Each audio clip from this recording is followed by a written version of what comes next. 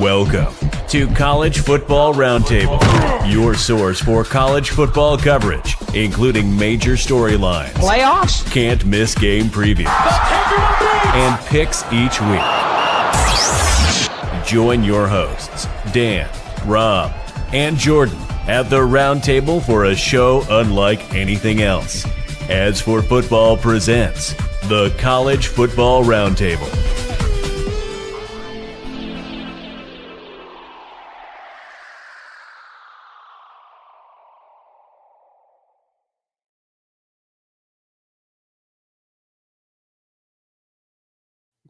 I always want to shorten that intro, but I don't, because that gives people a chance to like run to their computer or get to their screen, because that last part where it kind of fades out. What's up, everybody? Welcome back. Week 2 is in the books, man. ISU won the Cy-Hawk Trophy and probably the most, Iowa State way, last minute field goal, 16-13. I mean, can these guys score 20 points or 30 points, maybe even 40 points at all? Like typically when they play other teams, they do that quite easily. There's still a bunch of cupcake games left in the top 10, man. Holy crap. Like there's still 2 more weeks. A lot of people do not start their conference play until the end of this month, which is nuts. And then some teams look better than others. There was a shakeup in the Little Apple, and Arch Manning finally got the numbers that the Texas faithful wish he would have gotten against Ohio State. Anyway, what's up, trash talkers? Welcome back to the College Football Roundtable. I'm your host, Rob, in Fayetteville, North Carolina. We got Dano Ikebesa calling to you out of coastal Connecticut. Trigger Joe is on the way. Omar is not here physically, but he is present on the Ask for Football website. If you did not go back and read his article, he did a really good deep dive on this past weekend. And we're going to get into that a lot deeper on the Army Football Show. So if you're not a member of the Firsty Club, you are totally missing out on great interview that we got coming up, and that's all I'm going to say. We'll probably plug it towards the end. But Dano, what'd you watch this weekend, and how are things going on your end? So life is good, man. I am officially on vacation, which is awesome. I told myself we're going to Saratoga tomorrow, and I am going to drive really, really hard to not be anything as for football while we are gone. I took my week with the bye week, so I'm trying to do the right thing here. Dude, I watched so much college football this weekend. I had 3 TVs, one of which was set to show 4 games. So I had 6 games on at any one given time. And it was overwhelming. My wife was like, "You are insane." So yeah, I watched Iowa State. That might have been the game of the day. I kept an eye on USF beating Florida. Like, that was insane. Baylor at SMU went crazy, especially at the end. Ole Miss at Kentucky also got crazy. UVA at NC State was a good game, even though I was pulling for the Cavs. UConn snatched the defeat out of the jaws of victory at Syracuse. I watched every freaking snap of that game. Unbelievable. It was just heartbreaking. Jacksonville State beat Liberty. Was delighted with that. So that was one of my picks. And finally, Texas State at UTSA. Totally insane shootout. If you guys missed that one, like, what an insane game. Almost 90 points scored in that game. Yeah, that game was pretty bonkers. And for me, Joe's here now, so he's calling to us from the home of the big house, but we'll continue to run down what we watched this weekend, then we'll pass it over to Joe. I watched the Army game, of course, which was still to this day, that may have been the gutsiest performance that I've seen from a Jeff Monken coach team, to be completely honest. In all the years I've watched Army football, that was probably one of the most complimentary football games that I've seen, and that's really what you need to win, particularly when, as Coach Monken always says, we don't have the most talented guys on the depth chart, but we're tough, and that was 100% the truth in that game. That Texas State UTSA game was pretty amazing. To go down into the Alamo Bowl and beat the Roadrunners is super damn impressive. I mean, Texas State, obviously they didn't get the memo that they were supposed to lay down for UTSA. And I think, there's quite a bit of interesting contest, because you saw, teams that were supposed to struggle against quote unquote cupcakes, teams that were supposed to struggle against quote unquote cupcakes didn't look so hot, particularly in the first half. So Clemson struggled with Troy, which was odd. It's like, is Clemson going to continue to Clemson? Like, if they would have lost that game, I think their fan base would have hit the fire alarm as well. Georgia struggled, and then ASU, lost to a bottom tier SEC team.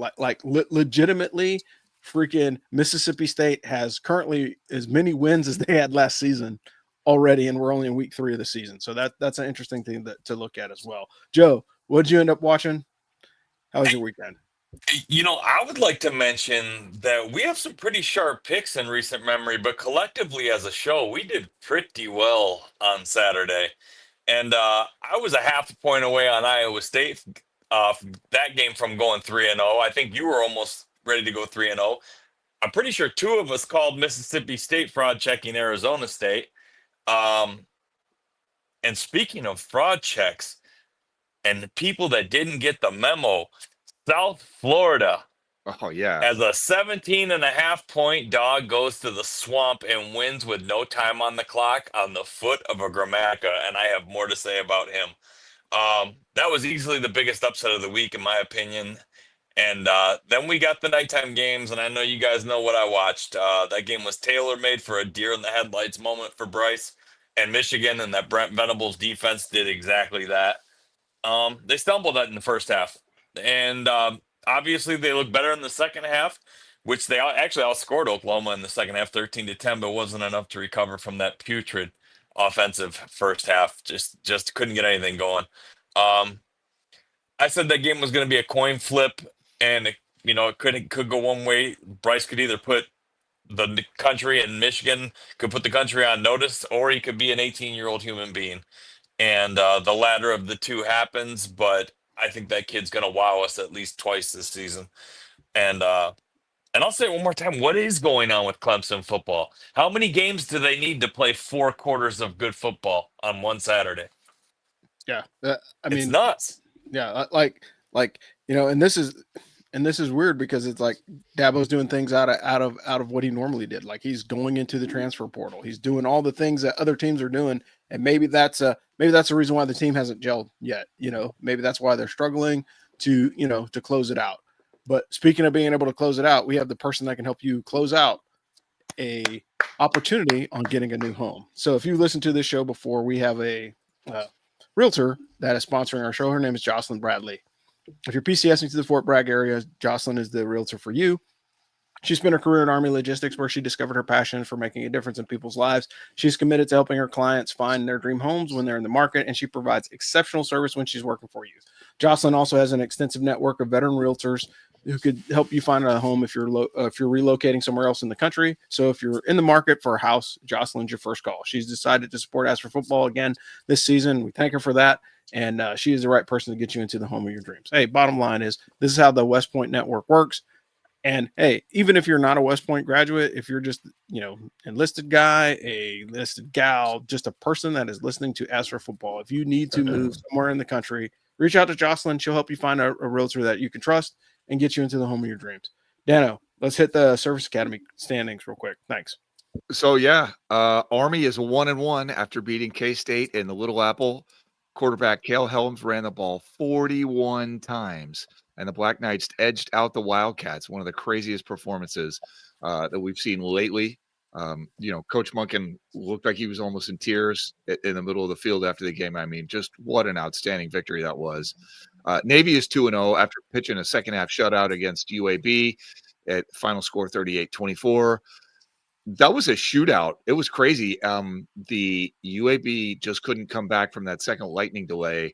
It is not easy to sit in your visitor's locker room that long, that many times. I mean, not taking anything away from the Mids, because I think that's a good team, but the Blazers, that was a tough one for the Blazers. I think that team is a little bit improved from what we thought they were.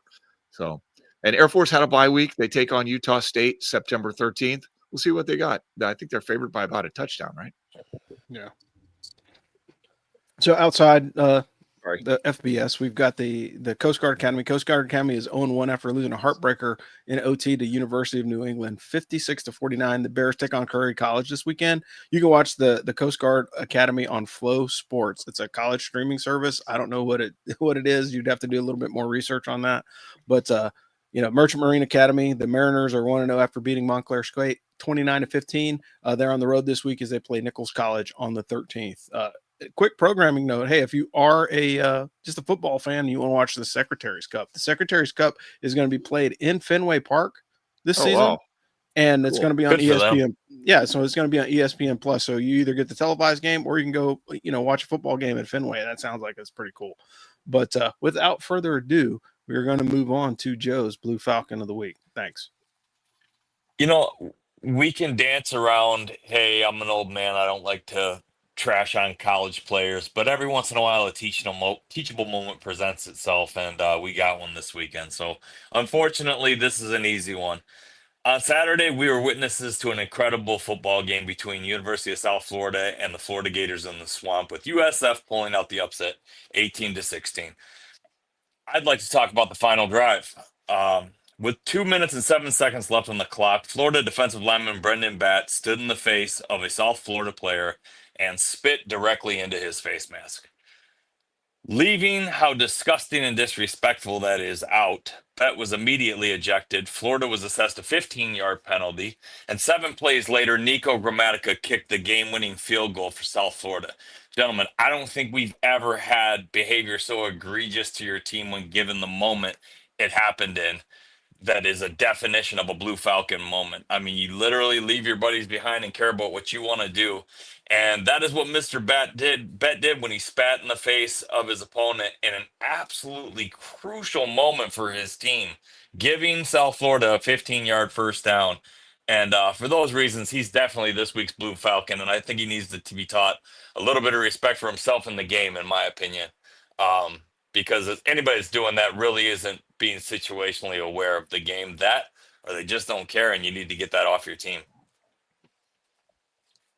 Yeah, that's fair. All right, so who do we have up next, Joe? All right, hey, don't stray too far away from the previous topic, as the hold my beer moment this week comes from the same game. I bet if they would have told Nico Grammatica that all he needed to do was make 3 30-yard or shorter chip shots and an extra point, and we're going to beat Florida, he would have said no problem. Doesn't sound too tough for a kicker. Not until you get to that last kick, though. Because that last kick is to win the game as the clock runs out in front of a sellout crowd of well over 100,000 people in the Swamp, most of which are pulling for you to fail. How about just to ratchet up the game-winning field goal pressure, we make it a bunny, so you have no excuse for missing it. Does Nico flinch? Does he think, man, if I miss this kick, I'm going to be disowned by my family and get rattled? No. He takes that and the fact that more than one of his family members have been injured playing football due to non-contact after field goal celebrations, and he uses it as fuel to silence the haters. The snap was good, the hold was good, and just before he reared back and booted the game winner while imagining himself in the World Cup, Nico Grammatica said, "Hold my beer, watch this," and won the game. So I think it was a fantastic hold my beer moment for the kicker. Nailed 3 big ones, and none bigger than the last. And if you saw that press box footage of the South Florida coaches running out of there, man, I felt good for them. Because they look like young guys that weren't quite established yet, and they went into Florida and won. Man, it's like everything football is about.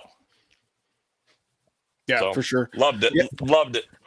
Yeah, and I mean, like, look, there's 2 things we know in sports that are truisms. You never want to leave, you never want to leave the scorecards in the hand of the judges, and you don't want to leave the decision of the win or loss of a football contest on the foot of your kicker if you can avoid it, right? Not because of any other reason, not because that's not what they do.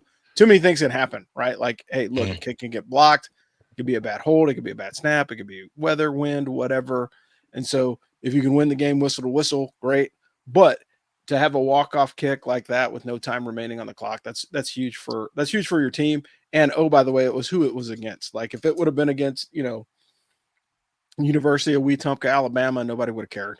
No, but because it was The momentum that carries into Miami, which is this Saturday, makes that game so. Could you imagine us at week 3 saying Miami and South Florida is going to be the most lit game of the week? Because it probably is, other than Tennessee and LSU.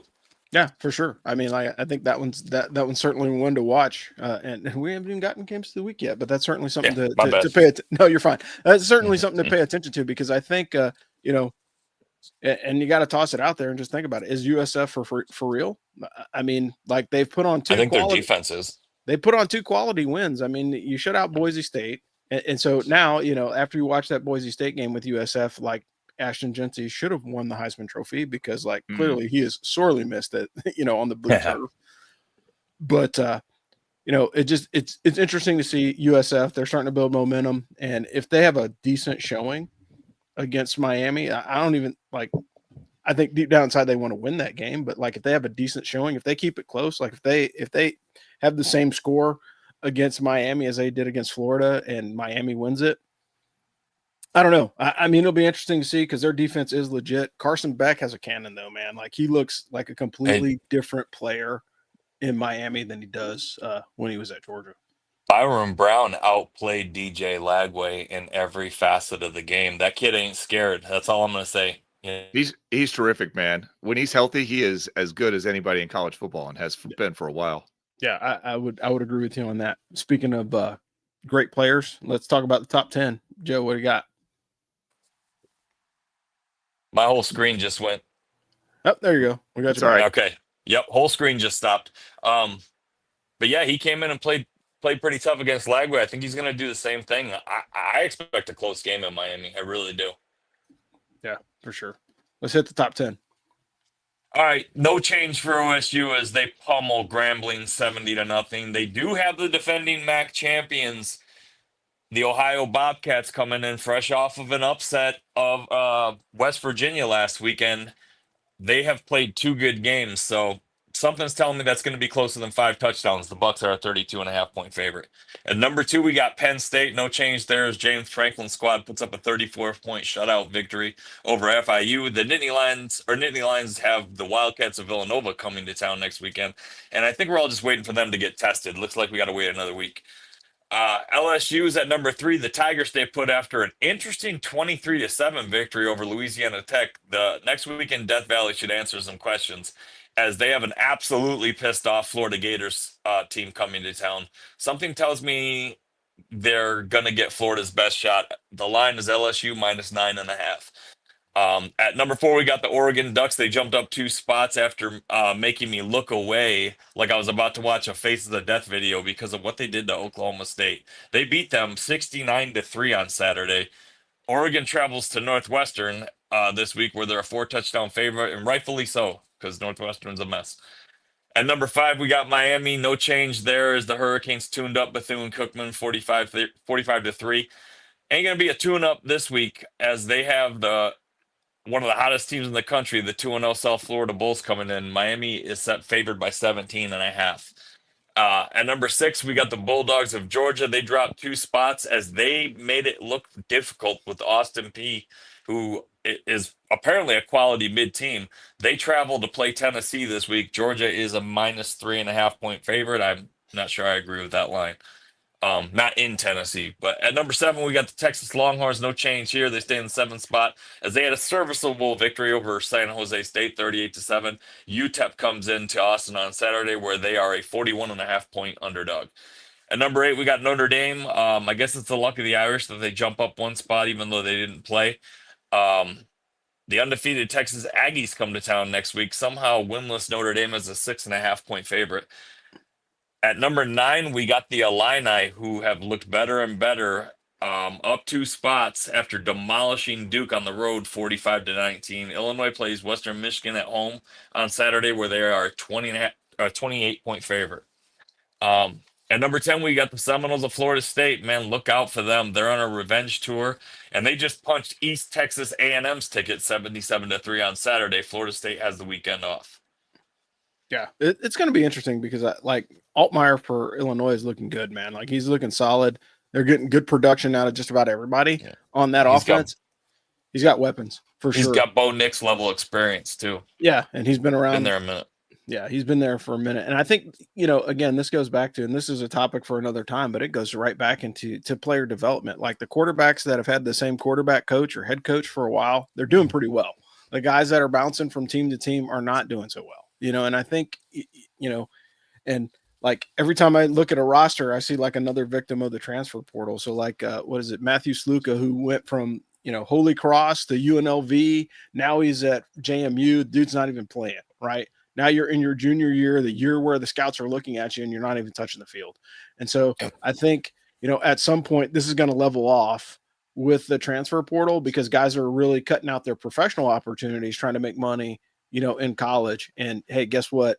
Like, 4 or 5 years in college is decent money, but that first term NFL contract is probably worth a little bit more. long term Yeah, for you're you as an athlete. stepping over dollars to pick up dimes. Yeah, for sure. Speaking of stepping over dollars to pick up dimes, we got top 25 losses this week. So we've got 8 total since the start of the season. Like last year, we were at I think it was 63 was the final count. And that, that was before going into the playoffs. So you're going to see a lot of turmoil in the top 25 for sure. SMU dropped one to Baylor in OT. Like if you didn't watch that game, woof, that was a great game to watch. The final was impressive. Arizona State, certainly is going to drop out of the top 15. I didn't even look, but I knew that they did because they lost to Mississippi State. How do you lose to the worst team in the SEC? That lined up to be a cupcake game for them and didn't turn out. We already talked about Florida dropping one to USF. That was an amazing game though. And Michigan got edged by OU, man. I think had they played a little bit tighter in the first half, like Michigan's defense is legit, right? Like I think their defense is significantly better than their offense.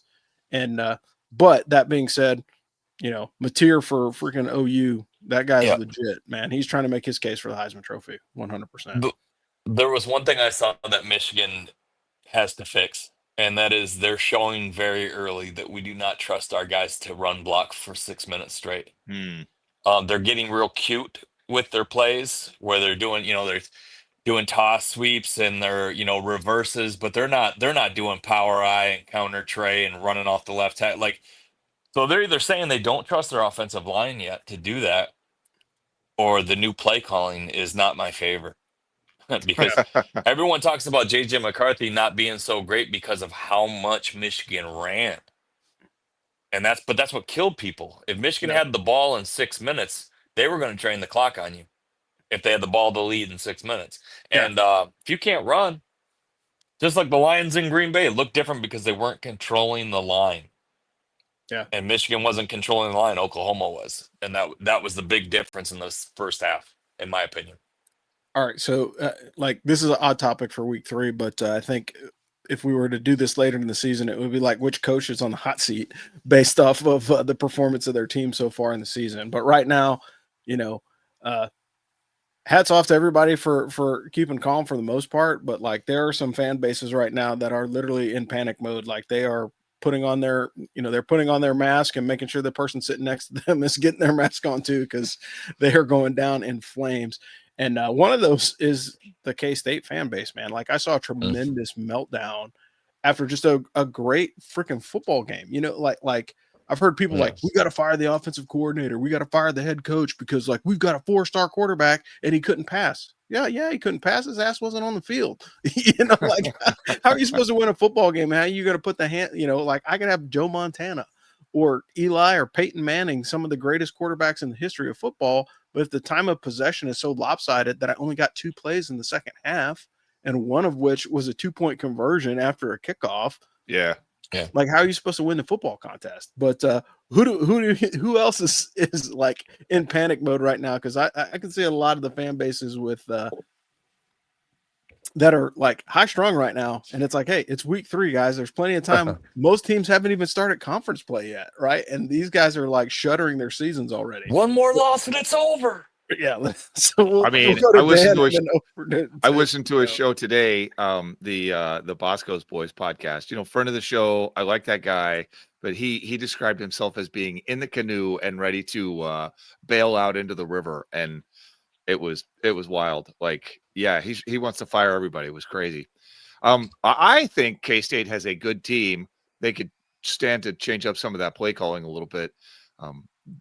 Run the read option. I don't know what you're doing. They're trying to run a drop back passing attack and they don't have the running backs or the line for that. But if they ran the read option, they could probably get away from that. But anyway, that's another story. Actually going to talk about that more on the Army show. But Liberty, man, they struggled to beat FCS Maine and they got smoked by Jacksonville State. We're used to thinking of Liberty as being one of the best teams in the G5. This year, I think they're one of the most average teams in the G5. I don't know if that's 5-alarm fire panic mode, but they are not great. That's not a good football team. UTSA is now 0-2. I think we can forgive the loss at Texas A&M, but losing to Texas State, where their defense absolutely could not stop Texas State at all, is not a great sign. Texas State just kept hitting bomb after bomb after bomb. It was insane. The Roadrunners have a get-right game this weekend against Incarnate Word, and then they're at Colorado State. And then they travel to take on Temple. And guys, Temple is improved. So that game on October 4th is actually kind of an important one, I think, in the American Conference, just to kind of see where everybody sits. And then finally, out of the P4, dude, UCLA, they got losses to Utah and UNLV. Nico Imaliava has thrown 2 touchdowns, 2 picks, and taken 6 sacks. Backup quarterback just got thrown off the team after getting arrested. Holy Not shit, good. that is bad. That is 5-alarm fire bad. Yeah, that sounds like some Colorado Buffaloes late '90s kind of action, stabbing the punter because he asked his girlfriend out on a date. Joe, who do you think should be prepping their Xanax for the second part of the season? I think the fact that Tarleton State was able to pull off the win over Army is what has a lot of Kansas State fans panicking. And it's like, hey man, look in the mirror. What happened to you happened to Army last week, and Army should be undefeated right now. They just, they had a lead, lost the lead, and lost the game, leaving their opponent hanging around too long. So the same thing happened to Kansas State. So I think that they'll be fine. Um, and I also think that like just because Army had that first game, don't think they're not going to play better. And Army's never going to fold it in. Like I watched those guys take Michigan to overtime, and that was a thin year for them. I watched them in person do it, so it's what they do. So I think Kansas State will be just fine. A loss to Army is not something that you should hang your head about.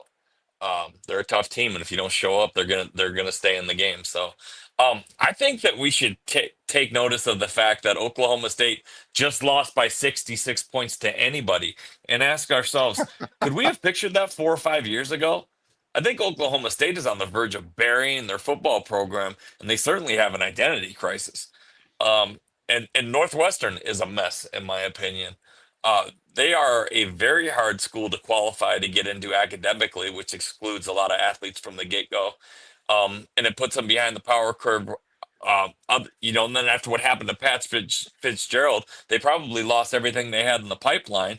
And it's time for them to maybe clean house, get a football mind in there, and say, hey, do we want to have a football team? And if we do, what's our identity? Like, are we going to compete? Because Northwestern used to give you fits Yeah. every 3 or 4 years.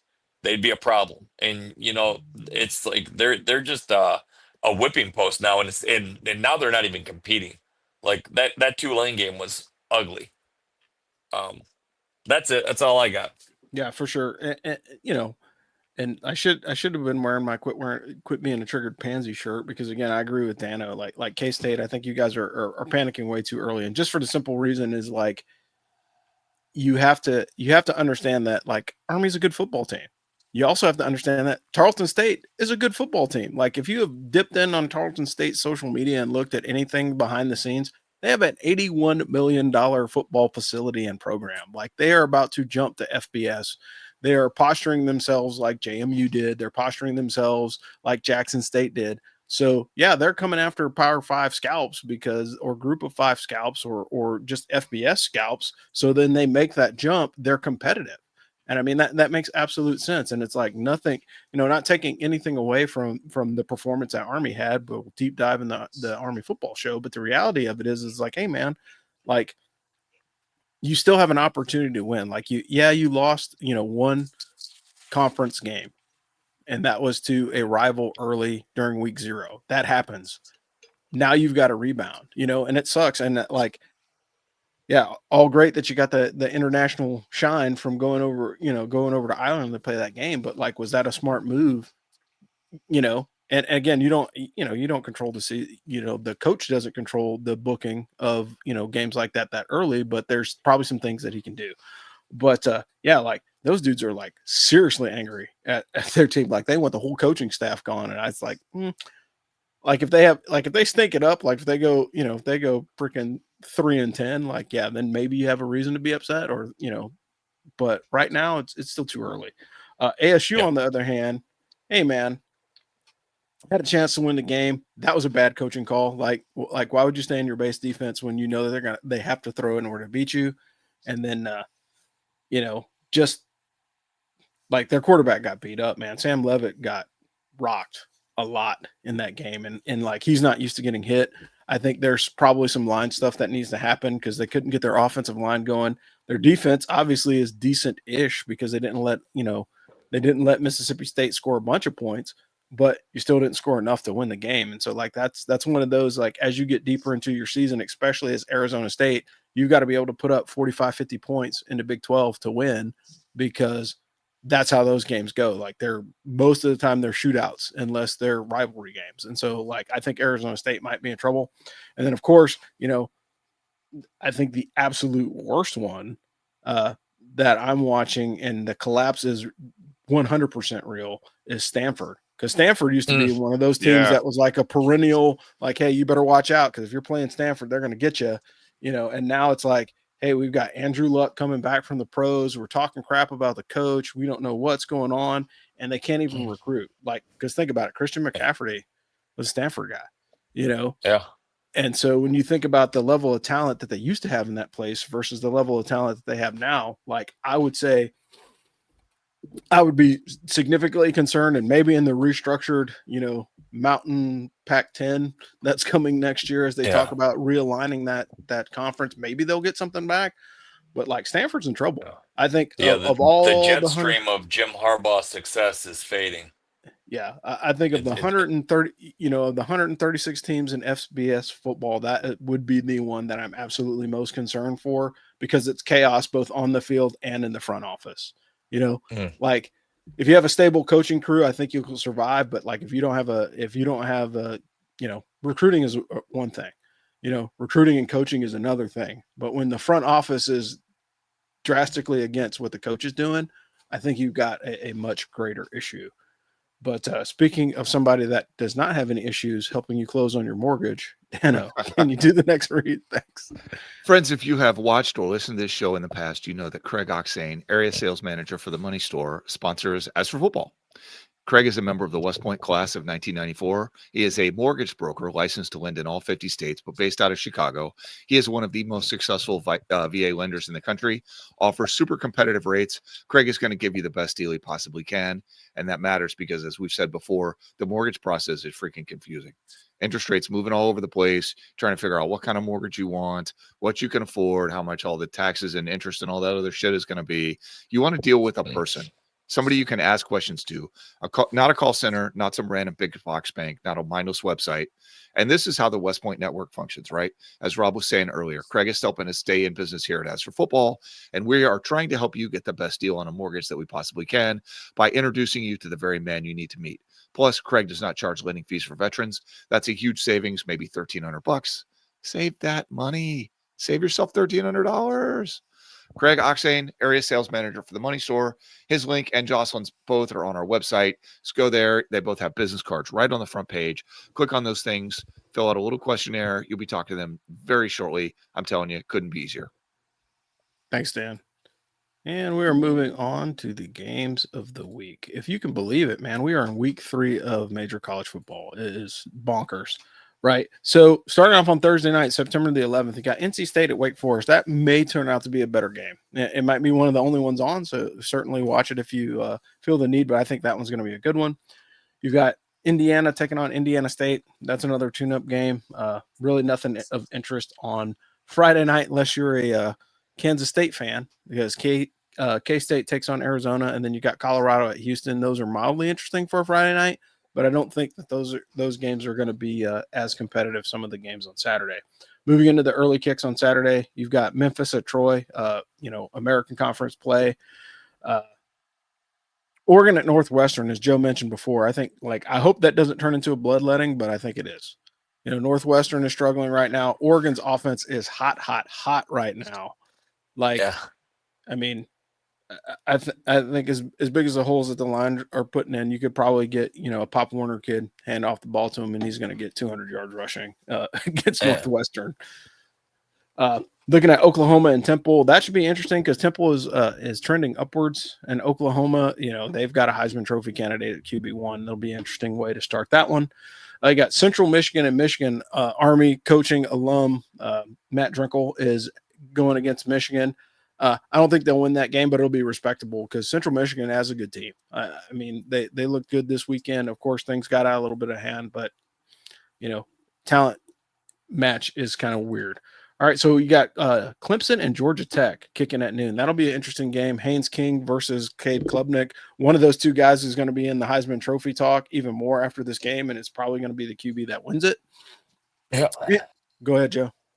Oh no, I was just saying that's a great spot to take Georgia Tech in the points. I don't know how they're getting. Last time I checked, it was 9.5. Yeah, I don't take know it how all day.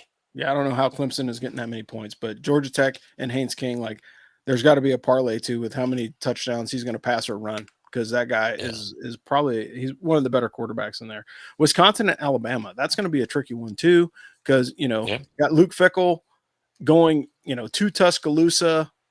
Bama looked great against an FBS or FCS opponent.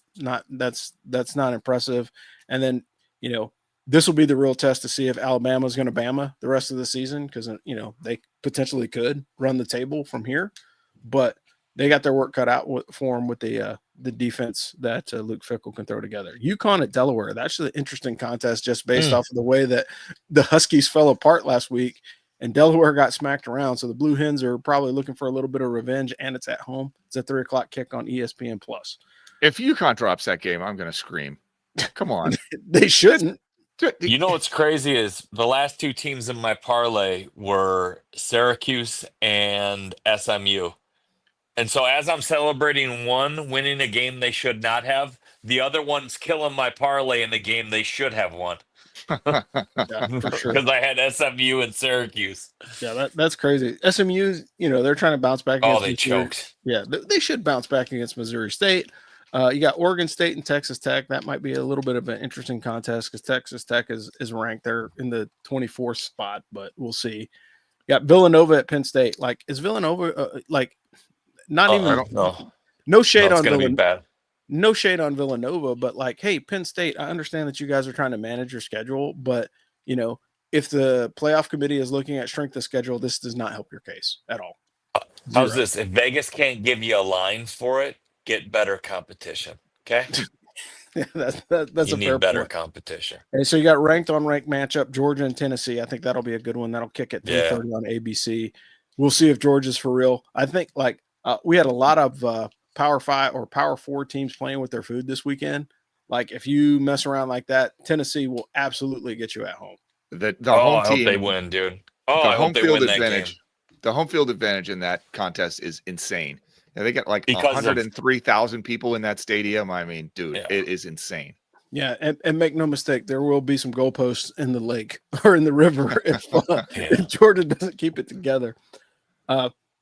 Texas takes on UTEP again. Like, really? Why are we even watching this? Hey, but 4:30 on the CW. So if you guys have the CW, or grab your antenna so you can get this one, because you've got USF at Miami. That's going to be on broadcast TV. It'll be on digital too if you have it, but that's definitely a game to watch. We've got Charlotte taking on Monmouth as that's a American Conference matchup. Got Florida Atlantic at FIU. That should be a decent game. Florida Atlantic should have the edge on that because FIU is pretty nicked up because they took a beating this past weekend. Got Western Michigan at Illinois kicking at 7. Do we think that Luke Altmaier is going to be that guy this season? Because I think a lot of people are looking at him to be that dude, and he's been pretty consistent so far this season. Moving on, you got Prairie View A&M at Rice. My dad actually graduated from Prairie View about 1,000 years ago, but small note. And but that's another American Conference matchup. Then you got Arkansas and Ole Miss. Ole Miss, literally, they're lucky they're at home taking on the Arkansas because they did not look so great against Kentucky. And Kentucky is Kentucky's up and down. Like, they're not a bad team, but they're not a great team. Ohio going into the shoe at Ohio State, that's basically a home game for both teams. But look, man, Ohio's gotten 3 out of 4 against West Virginia in their place. So the last time West Virginia won was 2001 at Bobcat Stadium, and that emotional high from beating West Virginia is probably not going to last past the first half of the first quarter against the Buckeyes. Jeremiah Smith, massive game. Then you've got Florida at LSU. Florida's got to get some respect in that one, man. That one's going to be a tough contest for sure. They're going to get smoked playing at LSU. Come on. Yeah, I wish Dano gave me 5 picks for some of these this week, and that's one of them. Yeah, for sure. I think that one's going to be bad. Texas A&M and Notre Dame. Hey, like this again. This is the test to see if Notre Dame is for real. Like if they put it on Texas A&M, then maybe we can see them actually making some moves or having some impact on the college football playoff this season. But They should have scheduled that one in November. It would have been a much better. It would have been a smarter call for sure. Yeah.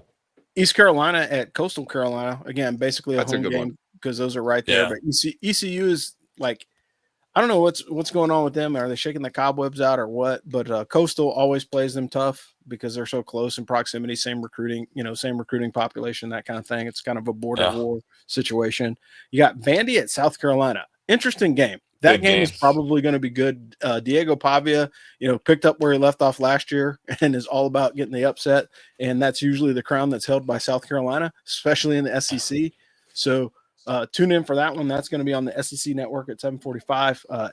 Late games, we're moving on at 8 o'clock. You got Duke at Tulane. That's a conference matchup, or out of conference, but a American Conference game. Navy at Tulsa. That's playing at 8 o'clock on ESPN Plus. Utah at Wyoming. Utah's ranked still, surprisingly.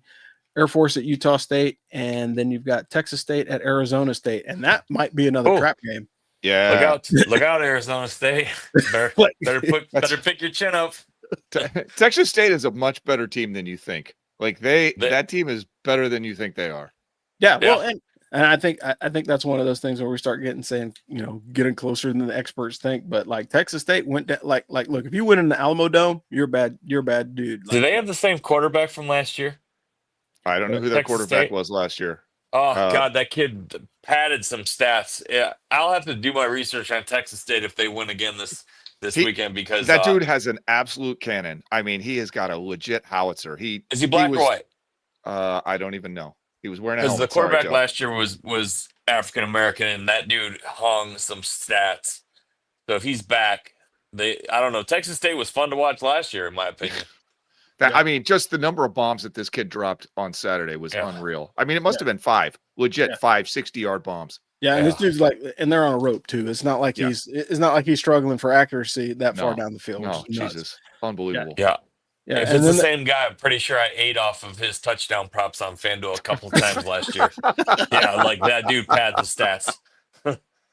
Yeah, for sure. And then the late game is going to be Portland State of Hawaii. That kicks off at midnight if you're up that late. American game to watch this week. I think Navy and Tulsa is probably the only in-conference matchup to watch.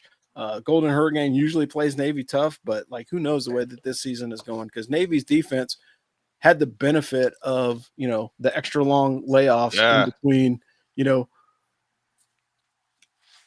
I don't think Navy would have played as solid a defense if they didn't have those rain delays, because I think those rain delays actually allowed them to make up time, because when you're looking at the way that the game was going, the first half was wide open. And then after all those rain delays, then the defense tightened up. So they were able to make some corrections, and hey, is what it is. ECU plays Coastal, like we already mentioned. I think that'll be another game in the American to watch. But Duke at Tulane. Who is Tulane? Not to spoil my picks, but I took them to cover. They didn't even get close to covering a mediocre at best Duke team coming into Tulane. Dude, if the Green Wave don't beat Duke handily, I don't know if they're the team we thought they were after week 1, if I'm being honest. Yeah, that's a good observation, man, because I knew that it wasn't going to be a close game at Illinois. That was my pick last week, but I didn't think it was going to get that out of hand. I thought it would have been a close game, maybe 10 points, but they dog walked them. So we'll see. But hey, let's move on to our weekly locks. That sounder's pretty cool, man. Dano, good job on that, man. I'm Thanks. impressed. All right, what you picking this week, Dan? So 1-1 again. God damn it, Tulane. They let the Jaguars score 17 points in the fourth quarter and almost lost. Unbelievable. But Jacksonville State took care of business against Liberty. So, 1-1. I got 3 picks because I've gone 1-1 every single week. So give me K-State at Arizona over 54.5. I really think that that K-State, they got to do something with that offense and kick it in gear, or else they're dead. And Memphis -4.5 at Troy. That line's insane. Memphis is such a better team than that. You got to be kidding me. And Texas State at Arizona State over 59.5. We've talked about that one. I'm not going to beat a dead horse, but they're going to score a lot of points. Yeah, that's fair. Do you think Texas State's going to take the lion's share of points, or do you think ASU is going to contribute? You know what? It's kind of like that. I almost took K-State and the points over Arizona because I think K-State's got to play better. And I kind of feel the same way about that game. Like, I think K-State's going to keep it I think Texas State is going to keep it competitive. I think they can score a lot, but like, it wouldn't surprise me if Arizona State, beats them by 2 touchdowns. I mean, I don't know. I like UTSA also moved the ball quite a bit. That was a very high scoring game last week. Yeah, for sure. It'll just be interesting. Like if Arizona State goes with tempo and tries to control it with the running game, then they may have a better chance of like locking that thing down, but we'll see. Joe, what are you picking? I went 2-1 last week, and I was snagged by the hook in the Iowa State game. I had them -3.5, and they won by a field goal. Illinois, we both had smash Duke, and then Mississippi State fraud checked Arizona State. So puts us in the black, and I'm 4-2 in the last 2 weeks. I think we can do better. So I've got 3 picks because that's all Dana will give me. Number 1 is Texas Tech. -23.5. Look, the Red Raiders have their offense against Oregon State at home. The Red Raiders have their offense rolling. They've gone over 60 in their first 2 games, and Oregon State is terrible. Give me Texas Tech to win this one going away like 52-13. And then you mentioned this one already. I'm buying Oregon -27.5 at Northwestern. Northwestern's also a mess, and I think that Oregon's going to pretty much do whatever they want to do for 4 quarters. Give me Oregon 52-14. And then South Florida +17.5 at Miami. I can see that Las Vegas clearly isn't a believer in South Florida yet, but I do believe in that defense and that this will be a close game, that Carson Beck throws a TD that wins it 34-28 Miami. Lock these 3 in a parlay and thank me later. But I do believe that Illinois covers at home also. Yeah, that's fair. I think they're giving 27.5. I think they cover at home again. Yes. So for me this week, I've got Illinois easily covered over Duke. Although they scored a lot of points, it was just very lopsided. Arch Manning and Texas won, but like San Jose State was still over. San Jose State covered 37.5. Like that shows you how like still Vegas is still on the Manning train, and I don't know why. His name's not Eli and or freaking Peyton. I think Arch will get there probably by the midpoint of the season. He'll start putting up the numbers like he's expected to, but like he still threw a pick, and I don't know. I think there's still a little bit of shine, and I think the offense got opened up a little bit more for Texas, but it's still not where it needs to be. So we'll see. Anyway, this week, take Wisconsin to cover 19.5 against Alabama. Alabama beat the brakes off a FCS team this week, but I'm not sure they're going to have the same level of success against FBS opponents. This will be an interesting matchup because Big Ten versus the SEC. Like if you look at the statistics of the last couple of years, Big Ten is kind of got their number right now. So we'll see if a Luke Fickell coach team can go into Tuscaloosa and pull off that. I don't know if they'll win, but I certainly think they'll cover. And then take the under of UConn and Delaware. I think it's going to be a low-scoring game. Delaware's offense is not that great. UConn, flashes of brilliance last season, but not so great this season. I think pretty much what's going to happen is they're going to score maybe, I think it's like probably a, 28-10 final score. You're muted, Dano. God damn it. They're going to beat the brakes off Delaware. I don't know how to tell you, Rob. They're a much better team than they look. I mean, I understand your reluctance, but dude, come on. 50.5 points? No way. No way. Now, if you're thinking it's going to be like an LSU Louisiana Tech 23-7 game where UConn maybe lets off the gas, I could see that happening. Yeah, I guess I could see that happening. That's possible. If they decide to just run the ball, I could see it being like a 35-10 game.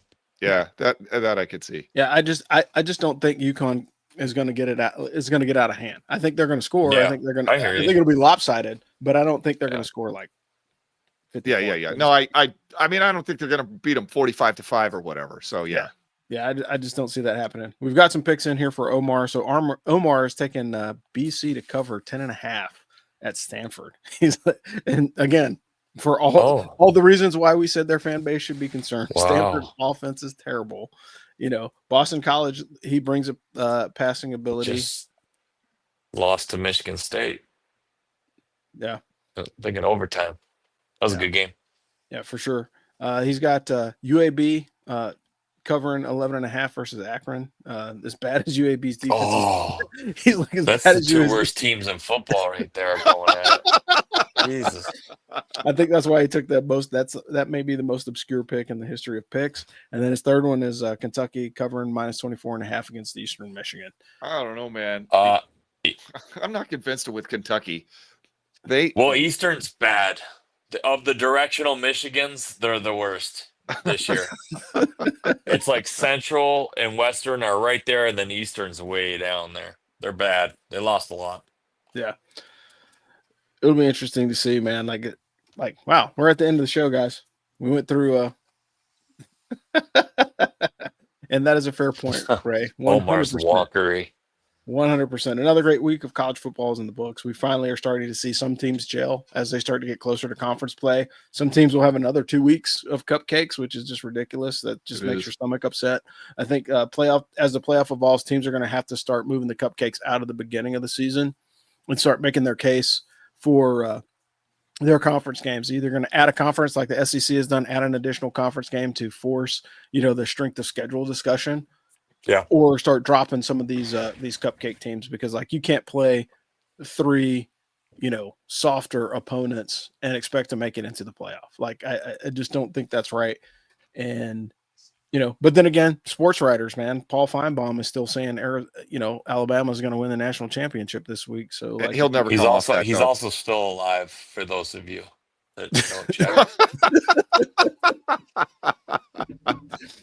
Yeah. So I got a favorite thing before we move on to the wrap up. So I got invited by a classmate of mine who's doing another podcast.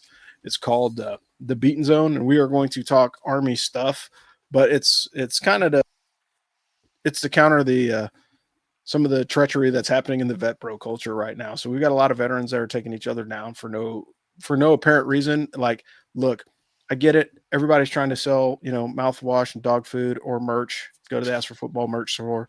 But like, if I lead my discussion with, hey, before I dive into me insulting and deep diving on this guy's background and all the bad things he's ever done in uniform, make sure you buy a t-shirt from my merch store. That kind of tells me where your head is. So John Mark and I are going to get on and talk about Army stuff. So if you want to know more about, what I did when I was in the suit, check that one out. It should be coming out early part of next week. But the other piece of it is like, hey man, there's enough people out there selling t-shirts that you don't have to dog out your battle buddy to get ahead. That's a great topic that does need some attention, because with Veteran Trash Talk, when we decided to start that was like the cornerstone of the foundation of what we believe in. We will promote anyone for free, and we never ever share a problem we'd have with a veteran on a platform. If it was to the point where we had a problem with them that bad, we'd talk to them. But we've got enough issues without taking each other down. Like, man, that if you're making t-shirts and coffee, you're grinding. So let those guys make their money. Yeah, but I mean, and again, it's a much deeper topic. But the reality of it is everything that John Mark is doing is going to a 501c called Operation Freedom Paws, and that's to help veterans get service animals and that kind of thing. So like, if you want to tune into John Wick's new favorite podcast, come check it out, because it's all about Army stuff and dogs. So I think that'll be cool. But all that being said, if you are a member of the Firsty Club, be excited, because we've got a really special interview coming up on the Army Football Show here in about 36 minutes. But we'll get you guys out of here. Thanks for checking us out. This is the College Football Roundtable, or also known as Ring Knocker Radio. I'm Rob, the Angry Colonel, calling to you out of Fayetteville, North Carolina. We got Dano Ikebesa calling to you out of coastal Connecticut, and Trigger Joe from the home of the Big House. Hey, we thank you guys for checking us out this week. And as always, hey, beat the bye week, but we'll talk to you guys here in about 30 minutes if you are in the Firsty Club for the Army Football Show. We'll see you guys next week. Thanks. Beat 'em. Thanks for joining us on the Ask for Football College Football Roundtable. Special thanks to our sponsor, Jocelyn Bradley Real Estate. If you're buying or selling, reach out to Jocelyn for expert service. If you enjoyed the show, please consider supporting us on Patreon at patreon.com/askforfootball. Your support will help keep the lights on and bring in more great content. Plus, you'll get access to exclusive perks and behind-the-scenes extras. Thanks for being a part of the Ask for Football community. Go Army, beat Navy, and we'll catch you guys next week.